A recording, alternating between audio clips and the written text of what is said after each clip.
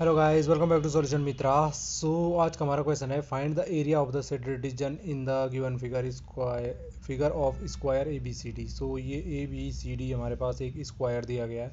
हमें क्या करना है कि जो ये सेट रीजन है, ये वाला ये देख रहे हो आप, ये कौन सा, अगर इसका इन पॉइंट का नाम वैसे दिया नहीं है इसने तो लो हम दे देते हैं। जैसे ये यहाँ पे एम है, ये सपोज एन है, और ये एम एन पी है सपोज। तो अब देखिए ये एम एन सी बी जो ये सेट रीजन है, इसका हमें क्या करना है, एरिया फाइंड करना है। और ठीक है जी, और दे रखा है कि ए बी सी डी क्या है, एक स्क्वायर है। ऑप्शन आपको इस प्रकार से दिए गए हैं, तो कैसे होगा सबसे पहले देखिए इसमें जो जो हमें दिया गया है वो देखिए।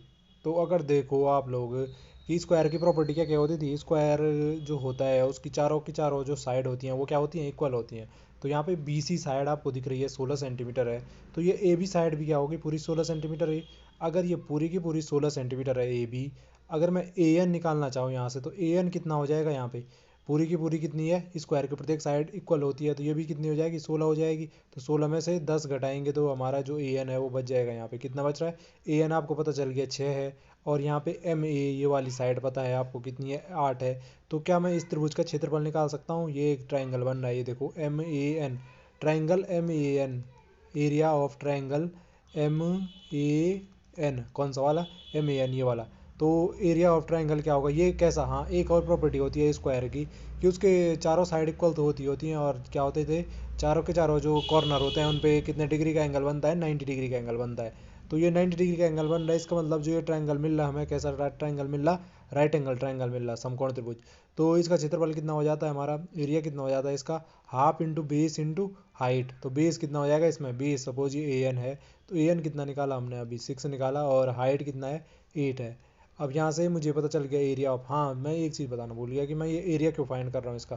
देखो मैं अगर इसका एरिया फाइंड कर दूँ, इस वाले ये भी देखो एक ट्राइंगल बन रहा है एम पी डी, इसका भी एरिया फाइंड कर दूँ, और ये एन बी सी ये वाला, ये बड़ा ये वाला ट्राइंगल, इनका एरिया फाइंड कर दूँ, और पूरे के पूरे स्क्वायर के एरिया में से क्या कर दूँ, इन तीनों का एरिया माइनस कर दूँ, तो ये सेड रीजन है, इसी का एरिया बचेगा ना। इसीलिए मुझे क्या करना पड़ रहा है, जो ये छोटे छोटे ट्राइंगल दे रखे इनका एरिया क्या करना हो, क्या कर रहा हूँ, फाइंड कर रहा हूँ।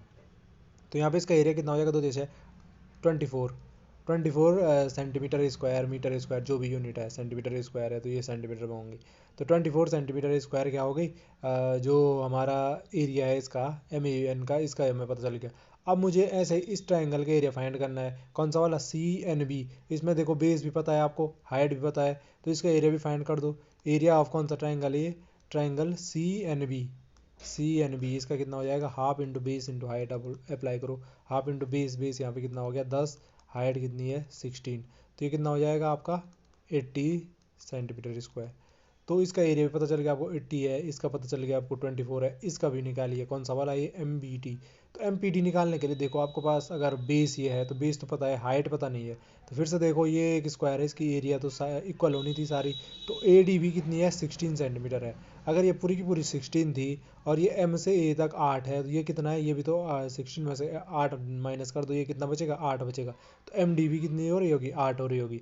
तो ऐसे ही एरिया ऑफ कौन सा वाला हमारा ट्राइंगल, ये वाला M P D, M P D कितना हो जाएगा इस वाले ट्राइंगल का एरिया, एम पी डी ये वाला। तो ये भी क्या है, राइट एंगल ट्राइंगल है, half into base into height apply किया, 8 इंटू 6, ये वाला 8 और 6 बेस और हाइट। तो यहाँ से कितना आ रहा है ये भी 24 सेंटीमीटर इसका आ रहा है, कितना आ रहा है ये 24 24 सेंटीमीटर स्क्वायर, ठीक है। वैसे भी यहाँ से देखो ना, इसकी ये एक साइड 8 सेंटीमीटर थी और दूसरी 6 थी, इसकी भी 8 और 6 थी, इसलिए इनका एरिया तो इक्वल होना ही था वैसे भी। तो 24 निकालने की भी ज़रूरत नहीं थी, चलो कोई नहीं। अब देखो यहाँ पे मुझे क्या करना है कि ए स्क्वायर का एरिया पता होना चाहिए, तभी तो मैं इनका जो एरिया वो माइनस करूँगा। पहले तो मैं इनका total area of triangle, total area of triangle find कर देता हूँ, टोटल एरिया ऑफ ट्राइंगल्स। तो ट्राइंगल्स का टोटल एरिया कितना हो जाएगा, देखो ये वाला प्लस ये वाला, इनका एरिया फाइंड करना है।